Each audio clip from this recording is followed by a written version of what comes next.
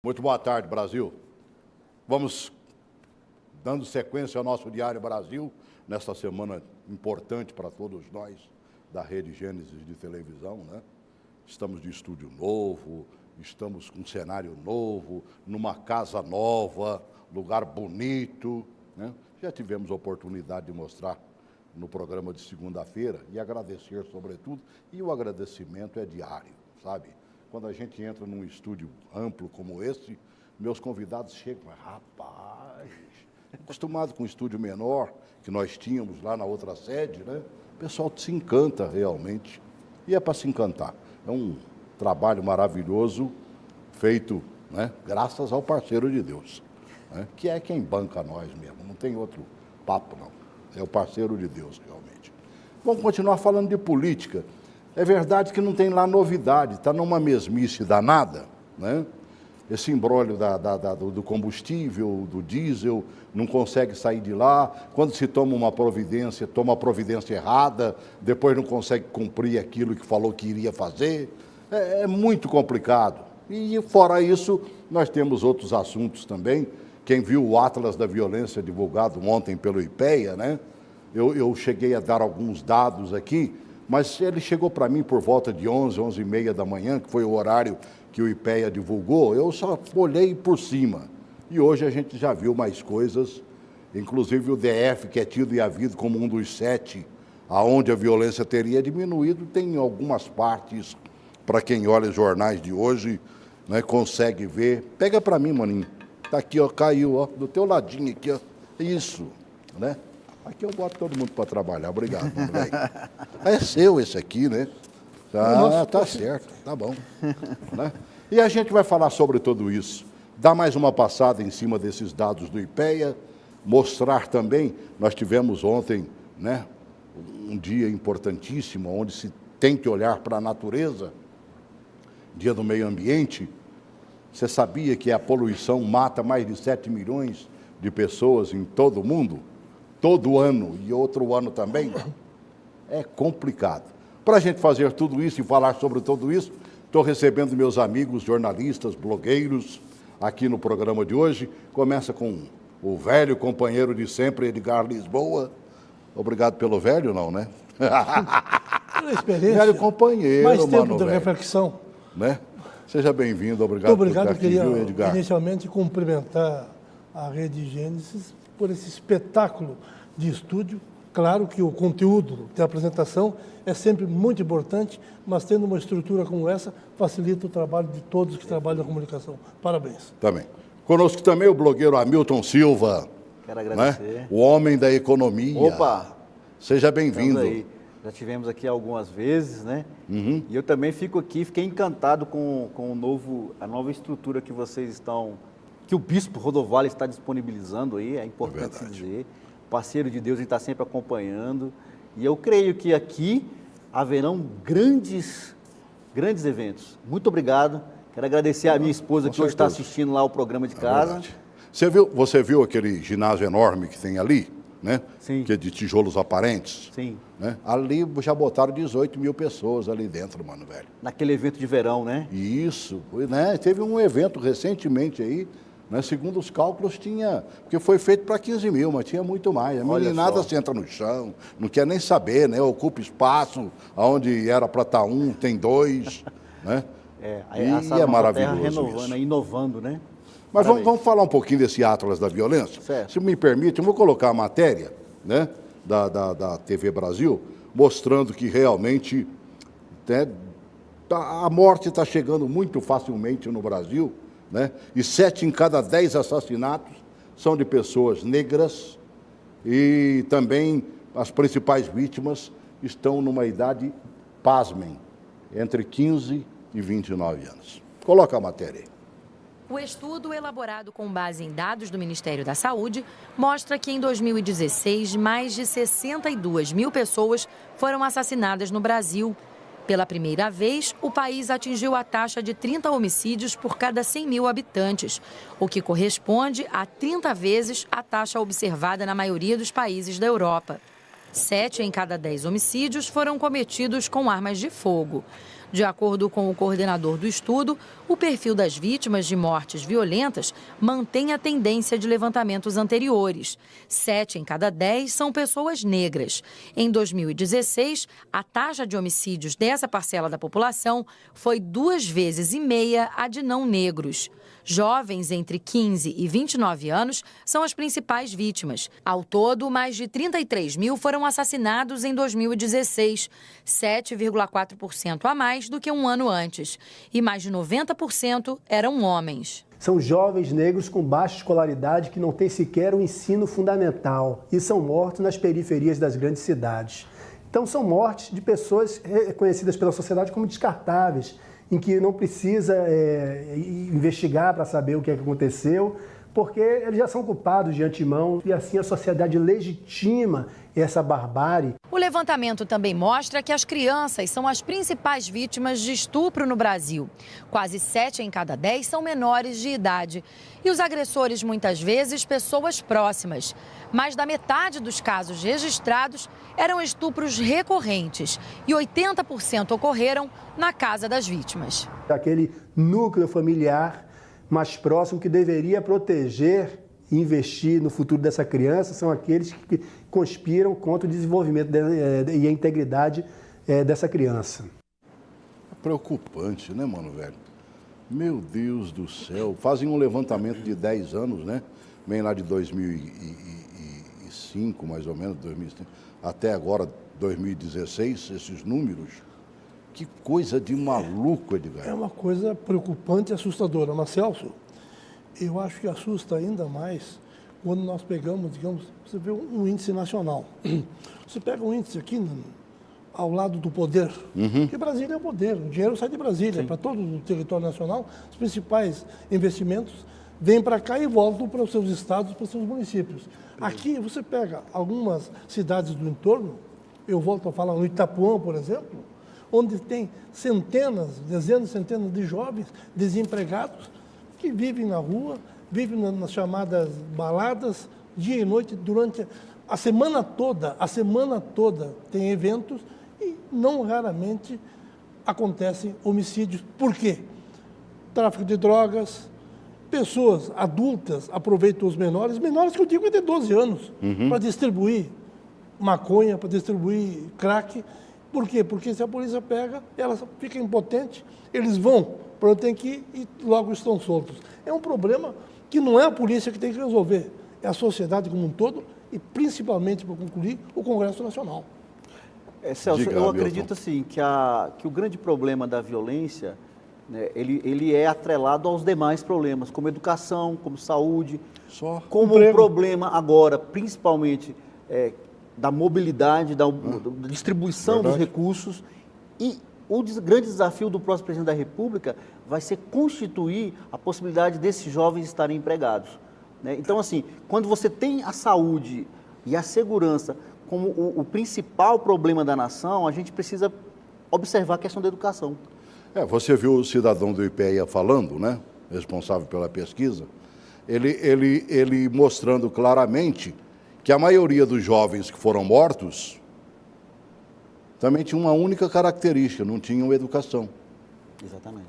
Ou simplesmente não passaram do grupo escolar do nosso tempo. Eles não vão para a escola, o problema, eu fiz uma pesquisa, o pessoal vai para a aula, começa a aula, passam alguns dias, alguns meses, sai da aula, não gostei da aula. Tem um projeto que eu acho que é bem interessante no Distrito Federal, que eu tenho acompanhado, que é o Jovem Candango, que agora colocou mais de mil jovens em empregos dentro da nova lei que tem que ter, né, estagiários, coisas assim. Mas é muito pouco. Então, agora, o estagiário, o Jovem Candango, obriga a trabalhar e é obrigado a estar na escola. Se não está na escola, perde. Se perder, perde a graninha do final do mês. Certo. Então, isso é um grande incentivo. Edgar, isso tu falou uma palavra interessantíssima, obriga. Na verdade, os nossos jovens de hoje, com essa questão de muita liberdade, de o jovem faz o que quer, sabe essa questão de partido sem escola, escola sem partido, essa história toda, acaba mexendo naquela possibilidade do jovem ter... Eu estava vendo outro dia... O pai que não quer ser careta e a mãe... Exatamente, o adolescente agora vai até os 20 e tantos anos desde quando um jovem tem essa liberdade? Na nossa época não tinha isso. O jovem, enquanto criança, estudava, ia para a escola, tinha uma atividade até os 19 anos, entrava na faculdade, já entrava num emprego, mesmo que fosse um subemprego, mas ele procurava Verdade. se ocupar. Hoje A não, ele tem a própria- liberdade. Chega em casa com própria- o boletim vermelho para ver.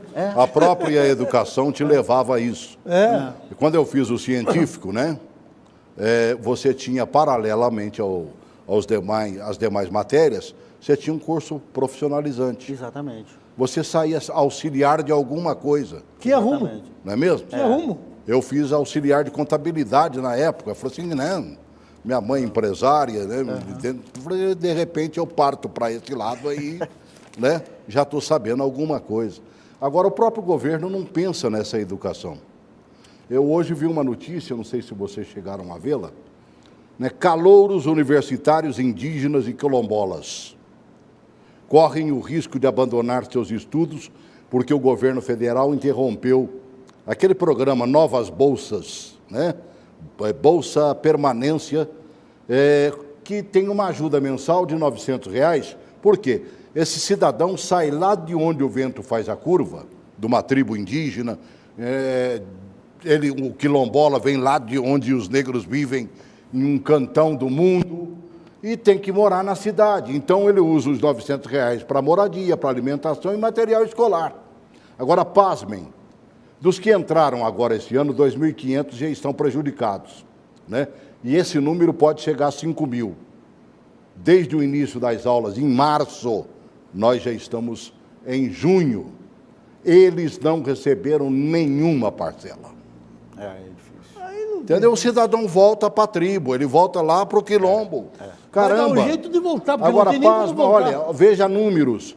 Desde 2013, quando iniciou o programa, né, este programa já beneficiou 18.000 indígenas e quilombolas e que permaneceram nas escolas, porque eles vêm, como diz o outro, com uma sede de aprendizado, eles não têm essa santa oportunidade onde moram. É uma nova vida. Mas bota nova vida nisso. É verdade. Está faltando realmente, sabe, educação. Como diz o professor Cristóvão, né? Eu citei ele ontem aqui, cito de novo, que o que é bom a gente tem que citar, né? Sim. Senador Cristóvão Buarque, falando claramente, a única saída para o Brasil é a educação. Ou nós educamos a geração que tem que ser educada agora, ou nós formaremos futuros moradores de presídios. Agora, o que é mais caro? Manter um cidadão no presídio, tendo que pagar a família dele para sobreviver lá fora, ou botar R$900 para um cidadão que vier lá da onde o vento faz a curva, para estudar, morar, trabalhar. Poxa Celso, vida. traz ele lá do Cafundó do Judas e transforma ele num delinquente, porque ele não tem o que fazer, depois ele vai para onde? Perde o dinheiro, não tem nem como voltar, aí bota mais um Triste, delinquente mas é encostado. verdade. Nós falamos do desemprego. Né? Aqui em Brasília nós chegamos a quase 400 mil desempregados, 19, alguma coisa por cento dos trabalhadores. Da pesquisa de emprego e desemprego de desempregados. Só que para ser empregado pressupõe-se que a pessoa esteja preparada.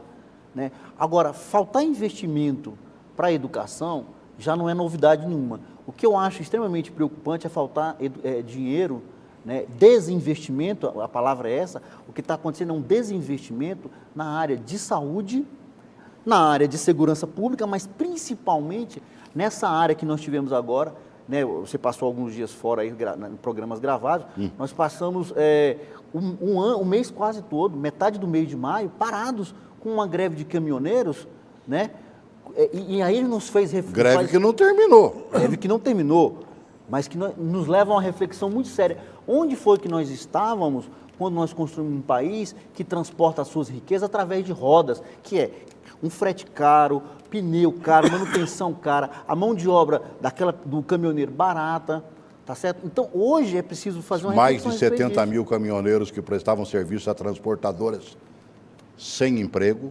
Exatamente. porque nos últimos tempos as transportadoras mandaram 72 mil caminhoneiros para a rua. Para a rua. Isso aumenta a violência, porque o cara chega em casa, não tem como levar a sua alimentação para os seus filhos, chega, pega o seguro-desemprego, vai à noite para um bar, toma uma, bate na mulher. E uma coisa que grita, preocupa muito, o Celso, é o seguinte, é a manipulação de números. Você falou na saúde, falou na educação, e cada dia, sem fake news ou com fake news, a manipulação de números é um negócio fantástico. Quer dizer, ninguém vai checar, ninguém... Passa adiante, é na internet. Pegou, jogou e passa a valer como uma coisa verdadeira. Eu acho que temos que começar a pensar e nos debruçar sobre isso, Celso. Manipula os números de acordo com a necessidade de cada governo. Exatamente. Seja na região... Que era a maior manipulação que nós tivemos nos últimos dias. Exatamente. Inclusive números não batendo. Nós vimos o Rodrigo Maia comendo uma gafe desgraçada, lá, desculpa pelo desgraçada, né? Falou em 2 bilhões, né, de prejuízo. Rapaz, o negócio chega a 12, mano, velho. E olha lá se não ultrapassar os 12. Exatamente. Porque, na verdade, até agora eles estão fazendo as contas e não sabem de quanto é, né? Aliás, falar nisso, prepararam para mim aí, Joãozinho, o vídeo 3? Né? Se não prepararam, prepare aí agora, que eu acho que está na hora da gente usá-lo, né? O governo negou ontem a criação de um programa para subsidiar a gasolina. Seria o maior furo da vida dele, né? Porque ele está subsidiando o diesel, que ainda não está sendo subsidiado, e ele não está dando conta do recado, né? Isso aconteceu, o debate ali, quando se discutia, inclusive, a possibilidade de controlar a periodicidade, esse palavrão todinho, né, dos reajustes dos combustíveis. Coloca essa matéria aí, por favor. Parte da equipe econômica do governo não considera mais viável os reajustes diários da gasolina e estuda uma medida sem interferir na estatal.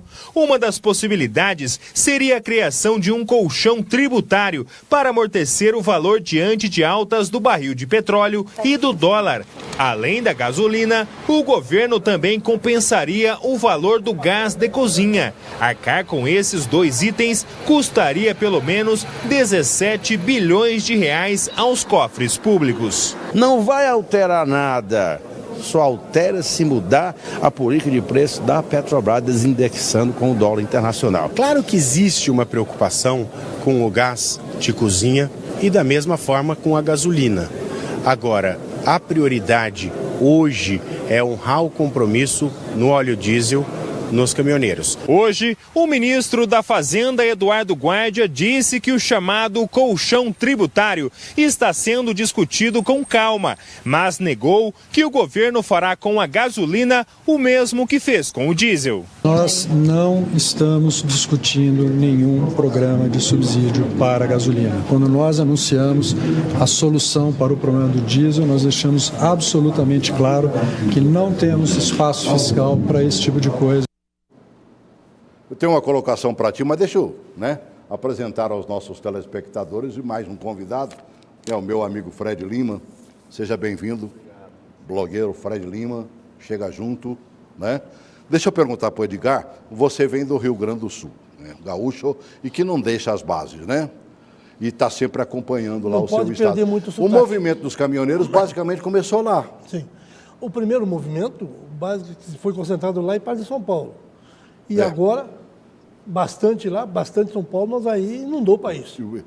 Mas acabou esse movimento? Claro que não. O governo fez uma proposta que ele não podia fazer. Ele não pode cumprir. A Constituição não permite que o governo cumpra a proposta que fez a eles. Então, para negociar, tiveram que fazer essa proposta para segurar o problema que estava cada vez mais sério. Ontem eu estive na Câmara, hoje de manhã eu estive na Câmara, deputados e senadores passam a maioria do tempo discutindo exatamente, buscando uma saída para o problema criado no país e que os caminhoneiros levantaram e que a sociedade como um todo não foi apoiar a greve dos caminhoneiros, foi apoiar a greve de cada um, porque os problemas não são só no óleo diesel, são diversos. Então, e o governo fez essas propostas, agora está tentando negociar uma saída. O que me disse um deputado ontem? Fizeram as promessas, se não cumprirem isso imediatamente, como está acontecendo, e a televisão está mostrando muitos postos, eles voltam a ponto de bala, foi o que ele usou, a ponto de bala, e aí ninguém segura. Aí eles não param mais até ter uma solução definitiva. Aí o país vai para em véspera de eleição ainda, aí nós vamos para o brejo, que já estamos meio no brejo, né? Vamos mais longe. O duro é Esse que é o terminar, né? É mais do que Como um brejo, terminar? né, mano, velho? É. Nós estamos em pleno Mato Grosso do Sul, sobretudo, num buraco né? negro. Naqueles encharcados lá que são quilômetros e quilômetros, e você anda com água, às vezes, em tempo de chuva, até no... Se cair, se afoga. E se cair, não se cair, se afoga. E se não se afogar, o jacaré come. O problema, Celso, é que nós começamos a crise lá em 2014, 2015, com problemas políticos, né, que se agravou e que se direcionou para problemas econômicos, levando a uma crise nunca antes vista no país, né? E aí o que acontece? Cada segmento da economia hoje está com o gargalo já roda no pescoço. Então, essa questão do abastecimento, a questão da Petrobras, e outra coisa, não dá para você tirar o prejuízo da Petrobras em 1, 2 anos da maneira que eles estão querendo fazer, né? Então, o problema da mobilidade, do transporte das riquezas sobre rodas, ele precisa ser discutido hoje, não emergencialmente, mas ela tem que ser uma pauta diuturna. Todos os dias a gente tem que discutir uma forma de aumentar os investimentos no transporte de carga sobre trilho, no transporte de passageiros sobre trilho, no transporte... E fluvial também. E fluvial também. Afinal de contas, o Amazonas está Todo governo que está para entrar diz a mesma coisa, né? Vide Sarney, que a Norte e Sul não terminou até hoje. Mas, Celso, Exatamente. o problema que nós enfrentamos agora do transporte do combustível, Belém, a cidade de Belém em si não teve problema. Por quê? Tudo chegou fluvial, pela né? água. Sim. O interior, sim, porque o interior era mais... não teve problema. Então, se nós tivéssemos esta facilidade, ou essa Uma opção. infraestrutura como opção, não teria problemas tão graves. Exatamente. Essa É é a inevitável se discutir. O próximo presidente da República vai ter que discutir, sim, a questão da segurança pública. Inevitavelmente, é o problema número 1, que é o que nós começamos o programa hoje, mas vai ter que discutir saúde e a mobilidade. O duro é saber quem vai ser o próximo presidente, Fred. Tá uma incógnita, viu? Tá arriscado até o Collor aí, chegar, derrubar todo mundo nos debates aí e Mesmo acabar com ganhando voto. Mesmo com 1% de intenção de Mesmo 1% voto? Então, em 89, ninguém dizia que Fernando Collor de Mello seria presidente da República. É mesmo. Quando ele Venceu começou... Venceu Ulisses Guimarães, venceu Mário Covas, venceu Lula, venceu Brizola. Tudo bem que a rejeição dele é grande, mas se a gente for ver por essa questão de rejeição, todos têm rejeição.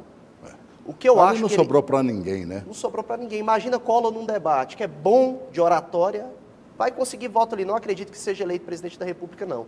Eu acho que o próximo presidente da República, ele vai vir ali por um partido mais de centro, talvez um Álvaro Dias, talvez um Geraldo Alckmin, mas eu acho que o PSDB vai colher também os frutos podres por ter apoiado o governo Temer, por estar ainda no governo Temer. Fica difícil, né? Você vê o candidato, o ministro, ex-ministro da Fazenda, que O sairá Henrique pelo Meirelles. Meirelles, que sairá pelo MDB agora, né? A primeira coisa que ele andou falando aí foi exatamente tirando... Não, eu não sou candidato do governo. O Serra fez isso em 2002. Disse que ele passou o dia ontem tentando se explicar para o Temer por que ele falou Mas, assim. Celso, eu acho que tem um problema sério. Primeiro, Temer anunciou que era candidato erradamente, no momento que não devia ter feito isso. Verdade. Segundo, deu apoio restrito já ao Meirelles. Meirelles. No outro momento, 2 erros fatais que vão complicar a vida do governo. Mas olha só, Edgar, eu preciso defender, não tenho procuração para defendê-los, mas até aqui a economia, que é a minha área, ela vinha com sinais fortes de crescimento e estabilidade econômica. Isso é uma coisa, eu não estou criticando isso. Ninguém Isso- tira essa capacidade do isso Meirelles. Uma coisa é muito isso, bom. outra coisa é a força política para ir A para o força presidente da política, República. exato. É esse o Agora, problema. olha só, uma coisa A que... economia não passa no Congresso. Agora é o seguinte, com essa crise dos caminhoneiros, os nossos índices econômicos eles vão cair. E aí o candidato do governo, talvez seja por isso que ele queira desatrelar, aí a economia vai ficar estagnada, a inflação nos próximos meses vai sim ter vai ameaçar a nossa estabilidade de novo, tá certo? O desemprego vai continuar alto e aí o governo vai ficar para trás. Celso, só uma observação que eu gostaria de fazer. A crise econômica ela não iniciou em 2015. A crise econômica iniciou em agosto de 2011. Por quê? Foi quando o Estado brasileiro, o governo brasileiro, interviu no Banco Central de maneira errônea, o Estado intervindo na economia e pediu para que se baixasse os juros. Baixou os juros, veio a crise da Grécia e arrebentou a economia brasileira.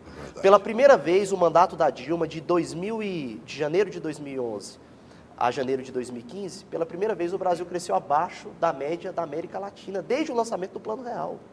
Então a economia brasileira ela já vem tendo problemas dessa intervenção do Estado na O economia. Plano Real realmente não teve Desde 2011. a correção que merecia. Né? O Plano Real tem um problema que é o seguinte, é a ênfase na política monetária baseada em câmbio, né, ali volátil em relação Flutuante, em relação ao dólar e tal. Para você ter uma economia, você precisa equilibrar essa concentração. Né? Os nossos ministros sempre tiveram essa preocupação, baseada nos juros, né? Mas, independente disso, a gente tem que ter uma política também baseada na estruturalização da economia, que é proporcionar a fabricação de bens de consumo, máquinas, equipamentos, privilegiar os agricultores, a pecuária, a extração de pedras preciosas, de minério de ferro, transporte desses bens através de outros modais que não o caminhão. A gente tem que sim, inclusive no início da década, em 2011, 2012, né, já no final do governo Lula, havia-se a perspectiva de se produzir R$1 trilhão, né, era essa a projeção, para se construir novas vias, novas ferrovias, e que aí com a saída do presidente Lula não foi possível, aí todo mundo já conhece o resto que deu, né? A Dilma realmente foi um descalabro. Eu acho que o problema não foi nem só a Dilma, foi o gasto exorbitante de 2008 a 2010, a 31 de dezembro. Desde a Marolinha, nós só estamos pagando para existir. A Né? Dilma, ela colheu uma bolha fiscal gigantesca, Verdade. que nenhum outro presidente na história da República colheu uma bolha fiscal. O tamanho da bolha que ela colheu. Só que ela não pôde acreditar o seu antecessor. Por quê? Porque ela é resultado daquele governo. Mas na tese do Fred de que o Collor pode explodir lá em cima, eu gostaria mesmo de ver um debate entre o Collor e o Ciro Gomes. Eu também estou esperando esse debate. Rapaz, esse será um debate gigantesco. Até porque o Collor acredita ao Ciro Gomes também, uma articulação política do PSDB, foi um dos nomes que não aceitou apoiá-lo. Com certeza. Nós teremos debates políticos agora esplendorosos. Né? E detalhe, o Collor ainda atiçou eles, falou assim que ele já foi presidente da República, ele tem experiência, o que os outros não têm. É verdade. Ele ainda alfinetou eles. Né, tudo indica que nós não teremos o Lula nesses debates, que também é bom de verbo. Mas dentro dessa né? linha, Celso, eu acho que alguns que vão crescer lá, desculpe interromper, alguns que vão crescer são os que não estiverem com a mancha da Lava Jato, com a mancha da corrupção. Esses vão crescer rapidamente, tão logo comecem a aparecer na televisão. Espere para ver. Álvaro Dias é um deles que eu acredito que tem tudo para aparecer. Se tiver tempo de televisão, aparece. O empresário das lojas... Flávio Rocha é outro. Pelo PRB agora, Mas, Celso, o que eu acho que vai ser definitivo, o que vai ser algo assim, que vai definir essas eleições, vão ser mais os debates. Eu acho que o brasileiro não está mais com paciência para ficar na frente de uma televisão ouvindo discurso político, não. Para assistir. O que eu acho que vai definir as eleições são os problemas. Quem chegar e falar os votos que vão definir. Quem tiver proposta para definir... É verdade, são os votos. Mas, por exemplo, por que o Jair Bolsonaro está em primeiro lugar? Porque o problema da segurança pública no Brasil, ele é urgente. E a população não está Esse Atlas de ontem do IPEA mostra claramente isso. Exatamente. Nós estamos num verdadeiro estado de guerra. Um país que mata em 10 anos 600 mil pessoas, que é o quê? É um problema que é pauta. Todo e outra mundo coisa... dizia que não chegava em 20%, já tem 25%. Mas é o seguinte, começar a prestar atenção. Ninguém vai discutir a reforma da Previdência, tá? Todo mundo vai camuflar ali, vai falar de outras coisas, mas a reforma da Previdência ninguém vai falar. Tudo embaixo do tapete. Está faltando, acho que, um pouco mais de seriedade ao Brasil. Essa aqui é a verdade. Nós precisamos de representantes sérios. Quem viu ontem o testemunho do Lula, né, porque aquilo não foi testemunho, aquilo foi um testemunho. Né? Ele falando lá, foi convocado, o Cabral botou ele como testemunha. Né? Do Lula e do Pelé. Não, e aí depois ainda me vem o juiz. Melhor do que falar, veja, eu morri de vergonha quando vi. Coloca aí, por favor. Hoje, o ex-presidente prestou depoimento como testemunha de defesa do ex-governador do Rio de Janeiro, Sérgio Cabral, do MDB. O processo investiga um suposto esquema de compra de votos para ganhar o direito de sediar a Olimpíada do Rio de Janeiro. O Ministério Público acusa Cabral e o ex-presidente do Comitê Olímpico Brasileiro, Carlos Arthur Nussmann, de pagarem propina de $2 milhões a integrantes do Comitê Olímpico Internacional. Nussmann chegou a ser preso em outubro passado, mas foi solto. Lula respondeu às perguntas do juiz Marcelo Bretas, do Rio, por videoconferência. Ele está preso há quase 2 meses na sede da Polícia Federal em Curitiba.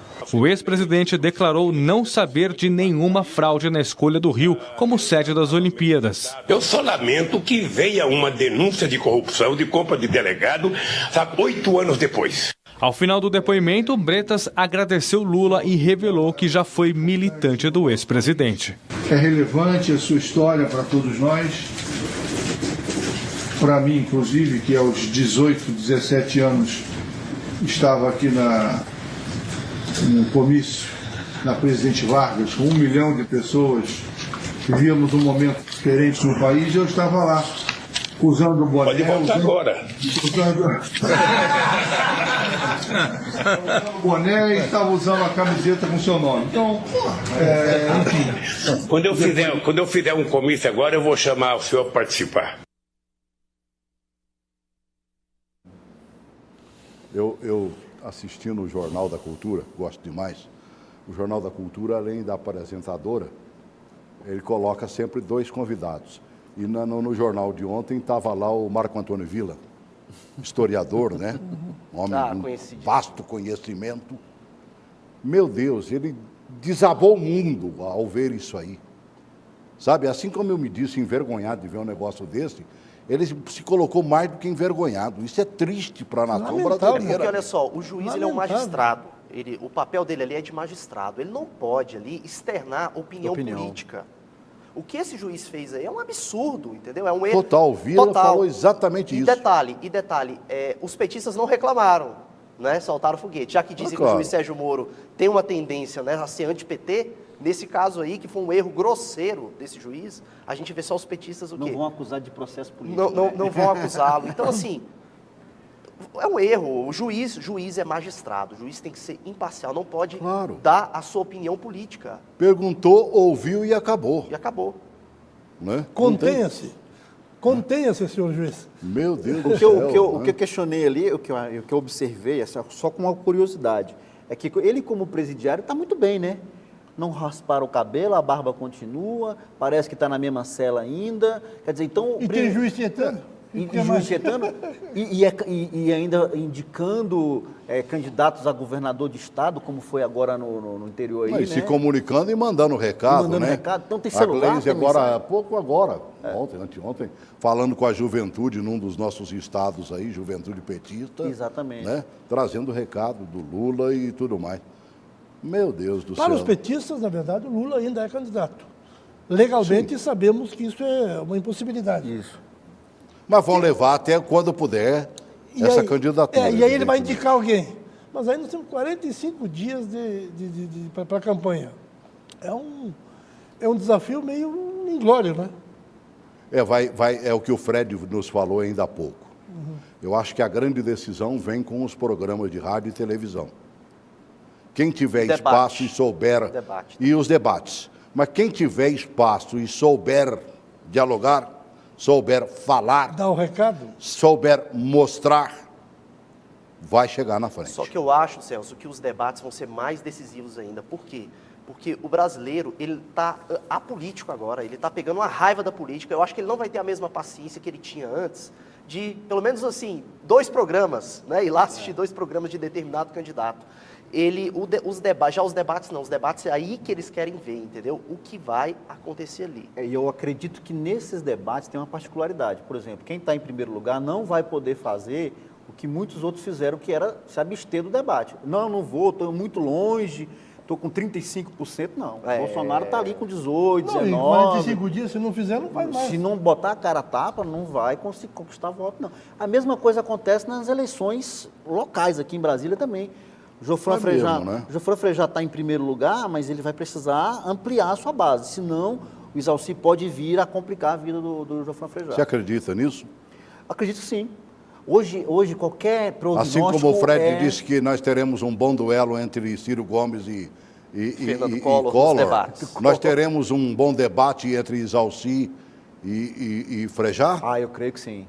Eu já não acredito muito. Vou falar por quê, eu vou dar minha opinião. Em qual dos dois que você não acredita? Eu acho que o debate vai pegar mais fogo entre a situação E o maior líder da oposição, que é o líder da oposição, Frejá, é o que está o acima, quem está mais bem colocado, né, de acordo com os últimos levantamentos.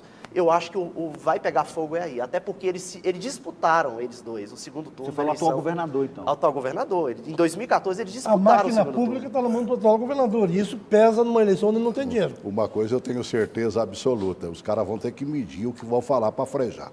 Frejá tem umas sacadas, umas tiradas, que ele te deixa de, como diz outro, de língua no chão, mano. Mas eu acho que a rejeição, Edgar, do atual governador, a gente não se tem um registro, desde a emenda da reeleição de 98 até hoje, tanto para presidente, quanto para governador, quanto para prefeito, um registro de que foi reeleito quem teve uma rejeição dessa. Alta desse jeito. Alta. Então, assim, de acordo com os últimos levantamentos, é mais de 80%, é muito. É mais de 90%. Mas nós, desde o começo, se falava numa união da direita, centro-direita, para que surgisse apenas um candidato deles a governador, um para vice e 2 candidatos ao Senado. O que aconteceu eu já esperava, com certeza. Todo mundo entrou ali, né? Aqueles que disseram que estavam conversando, todo mundo só queria ser candidato a governador. Prova disso que o Alírio é candidato a governador, o Isalci é candidato a governador, o Frejá é candidato a governador, e se sobrar para mais alguém, tem algum candidato a governador também. O Rodrigo Hollenberg é candidato a governador. Não, esse aí é... Mas, meu Deus do céu. Até porque se ele não fosse, seria dar mão à palmatória, né? Ele, como governador, não sair... E com direito à reeleição não sair candidato. Agora, o discurso do Frejá vai ter que ser muito, muito, muito bem focado e importante na área que ele se chama mestre, que é a saúde. Ele foi secretário da saúde. A saúde, não só no Distrito Federal, mas no país, está um caos, porque os problemas se avolumam cada vez mais. Vamos desde a saúde pública até onde você tem o plano de saúde e tudo isso. Ele vai ter que ter um discurso convincente, que não é fácil nesse momento. Não é fácil. Não é fácil nesse momento. E então, a saúde, Edgar, eu acho que é o maior problema do Distrito Federal, é a saúde. É o maior problema do país. Do país, é a saúde pública. Verdade. É a saúde. Então, e a gente vê isso, as manifestações do Frejá, ele sempre foca em outras áreas, ele sempre fala de outras áreas, mas o foco é a saúde. O foco que ele vem dando é nessa área. Queiramos ou não, a gente está sempre chovendo no molhado, né? Mas qual é o grande problema do país? Saúde, educação, segurança. Os números do IPEA mostram claramente que nós precisamos de segurança. Os números da saúde mostram claramente que nós precisamos dirigir a saúde, embora tenha dinheiro aos borbotões, está sendo muito mal utilizado, e aí o benefício não chega ao paciente, ao povo brasileiro. E a educação, fazem mudança, fazem e tal, mas não conseguem colocar essas mudanças para acontecer. E a consequência disso é o trabalho que não tem. E aí fica naquela mesmice de sempre. A consequência disso são jovens de 15 a 29 anos sendo mortos, né? Exatamente. E outra coisa, Celso, como a gente está vendo. Eu acho que a gente tem que desmistificar essa questão de quem está com a máquina na mão. Porque, por exemplo, o Agnello tinha o então PMDB como vice na época. Uma coligação imensa. Quem se lembra do time do bem? Você se lembra do time do bem? Sim. Que era cheio de deputados, tanto do PT quanto do PMDB. Era um grupo Fred, imenso. tu pode ter qualquer máquina na mão. Se tu não tiver como administrar essa máquina direito, é gol contra. É gol contra. Então, assim, não adianta. Esse que é o problema. Não adianta. Agora, se tu souber administrar a máquina direito... E o Agnello era médico. É um rolo compressor. Ele disse que ia atender nos hospitais, era cardiologista. É por isso que eu digo que o problema de saúde é um problema... Mas, Edgar, eu acho que o tempo se encerrou para o atual governo. Eu acho que já chegou numa linha, num limite, que ele já tinha que ter feito isso há um ano atrás, com a máquina na mão. Verdade. Chegou agora, falta o quê? 4 meses só, 3 meses. Olha, dificilmente o cara, quando entra na política, ele volta a fazer aquilo que fazia antes. Eu sou obrigado a reconhecer que o Frejá fazia isso. Tanto quanto secretário, ele era secretário, como era deputado em várias legislaturas, toda quinta-feira o Frejá estava fazendo cirurgia no hospital de base. Sabe? Falei, não, mano, eu não posso perder minha... né? E ele falava isso claramente. Não posso perder a prática. Não, minha mão tem que estar pronta para uma necessidade de cirurgia. Não pode tremer. Né? Então ele realmente não abandonou. E eu acredito que até hoje, mesmo já, como diz o outro, aposentado e tudo mais, ele não deve ter perdido esse porque ele ama o que faz. Mas, Celso, se nós olharmos agora, nesses últimos meses, a máquina do governo do Distrito Federal também do Distrito Federal, nós vemos obras sendo alugadas, vemos aquilo que eu falei antes do candango, do jovem candango, tudo tocando. Isso aí, na população, o impacto é bem maior do que com a gente aqui. Com certeza. Essa que é a verdade. Com certeza. Né? Para não dizer que eu só estou falando do Frejá, o Isalci também é um bom nome. Né? É um dos deputados mais atuantes na atual legislatura, e o foi em legislaturas anteriores. Né? Isalci, sabe, a Câmara está vazia, Isalci está lá dentro. Chegou a hora de abrir a sessão, se não tem quem abra, ele vai lá e abre. É uma pessoa que né? tem muito não, conhecimento. E participa das CPIs, ele está É um sempre trabalhador. presente. É um trabalhador. E tem muito conhecimento. Tem muito conhecimento. É um belo de gestão, trabalhador. Entende né? mesmo da máquina. Entendeu? Bem colocado. Eu faria um casamento dele com Frejá e tal. Pode acontecer ainda, viu, Celso? Pode acontecer. Quem sabe, né? Eu estou recebendo essa informação. Pode acontecer o casamento. Eu daria uma bela de uma parceria. Aí ia ser uma chapa muito importante, realmente, partida. a gente discutiu no outro programa, é ter-se um plano de ação. Eu acho que os problemas eles se evoluem para baixo, né? Os candidatos têm que evoluir para cima com qualidade, mas mais importante que isso é qual o time que vai ser montado. Porque a gente vê, por exemplo, no time do Frejá, muita gente competente, mas também muita gente que, né, tecnicamente falando... Vamos sair um pouquinho da aba do DF também e voltar um pouquinho para a aba federal. Né? Vocês viram ontem o advogado do Odebrecht, o ex-advogado do Odebrecht, o Sacha Duran, né? Na Comissão de Direitos Humanos da Câmara dos Deputados, né? Por videoconferência, ele prestando um depoimento lá. Ele mora na Espanha atualmente, então veio, até quando aparece a imagem dele, está meio tremida e tudo mais. Mas coloca essa matéria aí para a gente arrematar com esse assunto, que é uma tentativa de praticamente hoje, sabe, pisar em cima do Sérgio Moro.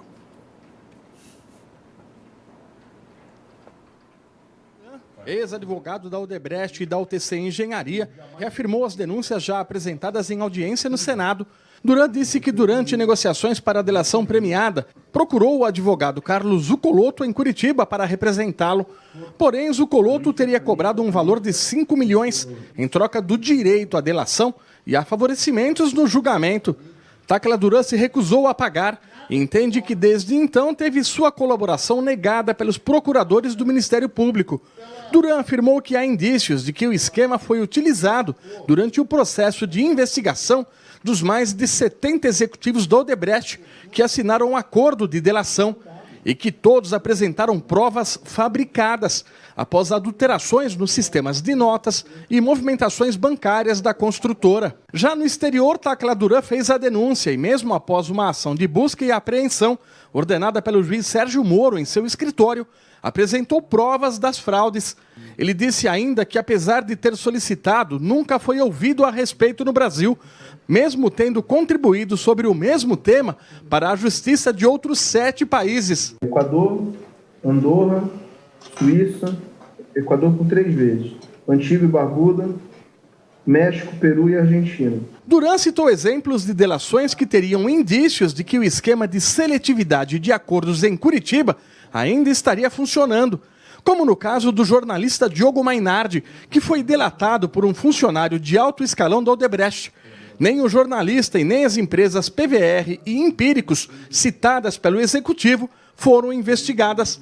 Ele disse ainda que a esposa de Sérgio Moro poderia ter sido beneficiada indiretamente, pois era sócia de Zuccolotto.